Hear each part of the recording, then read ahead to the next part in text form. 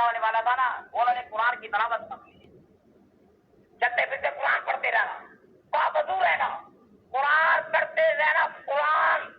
اب قرآن پڑھتے پڑھتے بچہ پیدا ہوا، بچہ بڑا ہوا 5 سال کا، مدرسے میں داخل کیا گیا، پڑھایا اعوذ باللہ من الشیطان الرجیم، بسم اللہ الرحمن الرحیم، الف لام میم، ذالک الکتاب لا ریب فیہ ھدی للمتقین الذین یؤمنون بالغیب ویقیمون الصلاۃ ومما رزقناہم ینفقون۔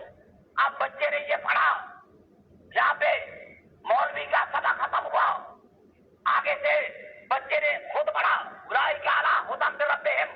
اب استاد پیچھے سے سبق پڑھاتا ہے، بچہ آگے سے پڑھتا ہے۔ اس نے پوچھا بھی بچے کے اندر بڑی عجیب چیز ہے، میں سبق پیچھے سے پڑھاتا ہوں، یہ مجھے آگے سے سنا دیتا ہے۔